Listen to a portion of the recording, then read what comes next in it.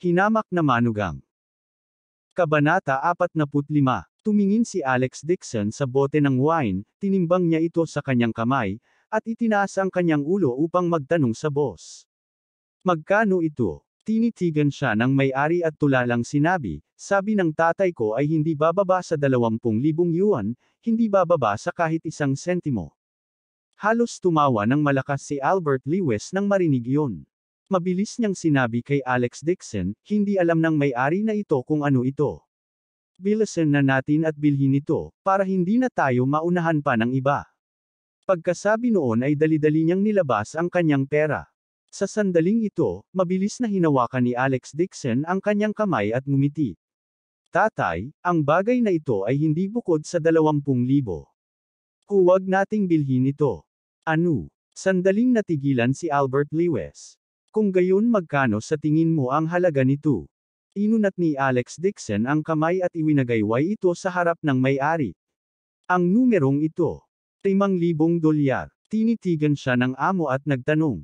Umiling si Alex Dixon. Hindi, 50 dolyar ito. Tinitigan ng amo si Alex Dixon ng ilang segundo na para bang may tinitingnan siyang alien. Tapos bigla siyang sumigaw, anong sabi mo? Ito ay isang antigong naiwan ng aking lolo, isang tunay na kayamanan. Masyado na akong binubuli ng mga tagalungsod. Nabalisa si Albert Lewis at hinayla si Alex Dixon. Huwag magsalita ng walang katiyakan. Mag-ingat baka magulo mo ang negosyong ito. Umiti si Alex Dixon. Kinuha niya ang bote at binaliktad. Ginamit niya ang kanyang kamay para hawakan ang dilaw na putik sa ilalim ng bote. Itinuro niya ang isang makitid na puwang at sinabing, Tatay, tingnan mo kung ano ito. Napakaliit ng makitid na hiwa na iyon. Kung hindi ito itinuro ni Alex Dixon, hindi ito makikita ng mga ordinaryong tao. Sa makitid na hiwa, isang hanay ng napakaliit na mga letrang Ingles ang nahayag. Made in China. Natigilan si Albert Lewis. Napakalawak ng kanyang bibig na kasya ang isang itlog. Hindi siya makapag-react ng matagal. Bigla siyang bumalik sa katinoan. Tinuro niya ang amo na pulang-pula ang mukha at sumigaw. Ikaw, nagsisinungaling ka. Hinawakan ni Alex Dixon ang bote ng alak at niyugyug ito sa natatarantang amo.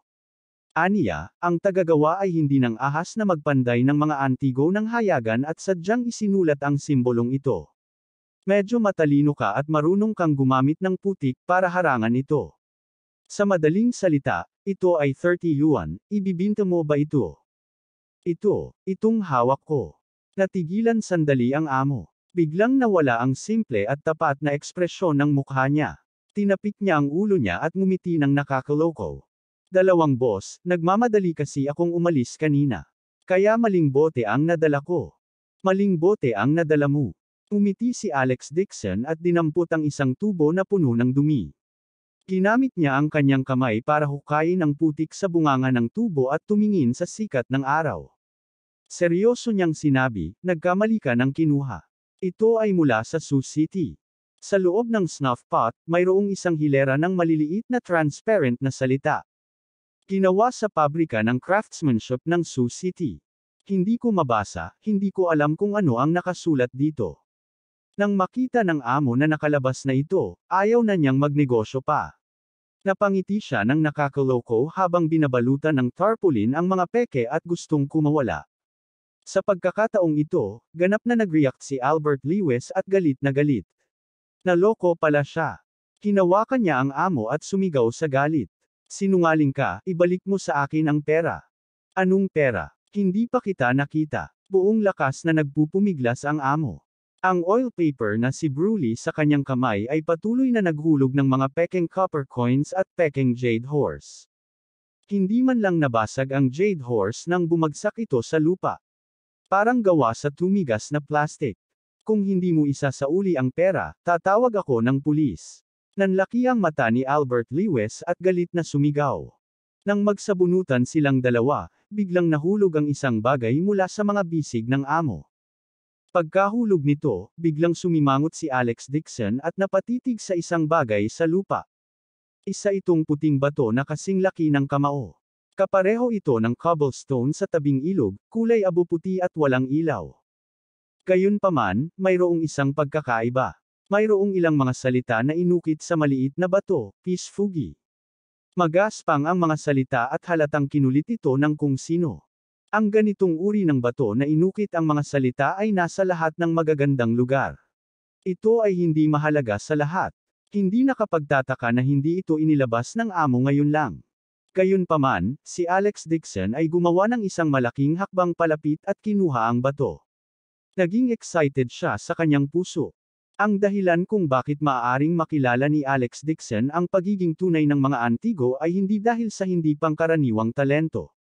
Ito ay dahil pagkatapos niyang lisanin ang pamilya Dixon, hindi sinasadyang nakakuha siya ng isang lihim na manual na tinatawag na Nine Profound Heaven Scripture. Sa 3 taon na ikinasal siya sa Lewis family, natutunan din niya ang lihim na manual na ito. Ito ang kanyang nakitang trump card. Kung ikukumpara sa lihim na manual na ito, ang Lewis family, Dixon family, at Sue family ay mga walang kwentang tao. Noon, nahulog siya sa mga lansangan, walang pera na makakain, at tulala sa lawa. Sa isang lawa, nakita niya ang isang sinaunang kahoy na kahon. Sa loob ng kahon ay isang tableta at ang lihim na manual na ito. Matapos inumin ni Alex Dixon ang tableta, nabawi niya ang lahat ng kanyang lakas. Tumangoy siya palabas ng lawa. Kinabukasan, isang malaking putik ang lumabas mula sa kanyang mga pores. Pagkatapos noon, ang gaan ng pakiramdam niya, na para bang nahugasan ang lahat ng kalamnan at buto sa kanyang katawan. Nalaman niya kaagad na nakatagpo siya ng hindi inaasahang mga bagay. Ayon sa kanyang mga pagtatansya, sa lupain ng China, dapat mayroong isang bilang ng mga mapapalad na encountered. Gayunpaman, karamihan sa kanila ay nasa malalayong lugar. Tuldok, tuldok, tuldok. 3 taon na ang nakalipas mula nang magsimula siyang magtanim ng palihim. Hindi kailanman binanggit ni Alex Dixon ang bagay na ito sa sinuman, kahit kay Jane Lewis. Siya ay gumagala sa mga lansangan. Upang maiwasan ang pagnanasa ng iba sa kanya, kabisado niya ang lihim na manual at sinunog ito. Itinago niya ang bawat salita sa kanyang puso. Sa kanyang kasalukuyang paglilinang, naramdaman niya ang potensyal na enerhiya na ibinubuga ng mga antigo. Kung mas mahalaga ang isang antigo, mas maraming potensyal na enerhiya ang ilalabas nito. Sa kabaligtaran, walang mga peke. Ito ang dahilan kung bakit siya ay gifted. Napansin ni Alex Dixon ang puting bato dahil nararamdaman niya ang makapal na enerhiya na nagmumula rito. Bukod dito, ang pagbabago at enerhiya ay sagana. Ito ay higit pa kaysa sa mga tunay na kalakal sa antigong tindahan. Kinuha ni Alex Dixon ang maliit na bato at nagtanong, "Iyo ba ito?" Sandaling natigilan ang amo na pinipilipit ang kanyang braso ni Albert Lewis. Tumango siya at sinabing, "Oo." "Magkano ang batong ito?" Nagulat din si Albert Lewis at nagtanong, "Bakit mo balak bilhin yang lousy stone? Hindi ba alam mo naman nagbibenta siya ng mga pekeng bato? Kahit na ang mga bato ay totoo o peke. Mabuti ring bumili ng isa para mawala ang kanyang malas." Nakangiting sabi ni Alex Dixon. "Parating na ang negosyo. Kuya, hayaan mo muna ako. Mag-usap tayo mamaya." Sinamantala ng amo ang pagkakataon na kumawala sa kamay ni Albert Lewis at ngumiti kay Alex Dixon. "Gusto mo ba talagang bilhin ito?" Tumango si Alex Dixon. "Gusto ko talagang bilhin ito." Biglang naging masigla ang amo at nagsimulang magsalita. "Kuya, ang sarap mo talaga." Huwag tumingin sa maliit na batong ito na mukhang hindi gaanong, ngunit mayroon itong hindi pangkaraniwang pinagmulan.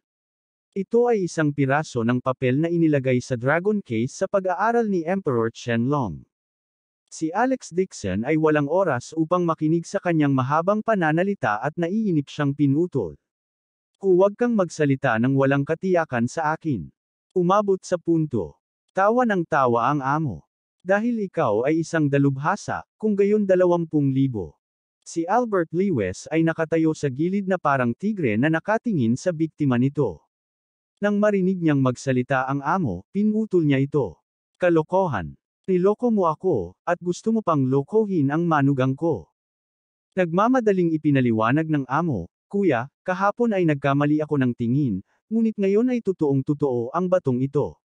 Ito ay hinukay ng aking lolo sa puntod noon. Heirloom ng pamilya ko ito."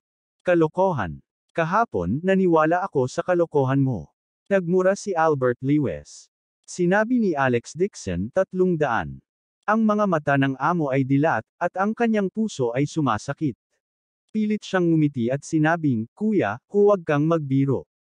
Ang presyo ng mga batong kinukolekta ko sa mga taga-nayon ay 350.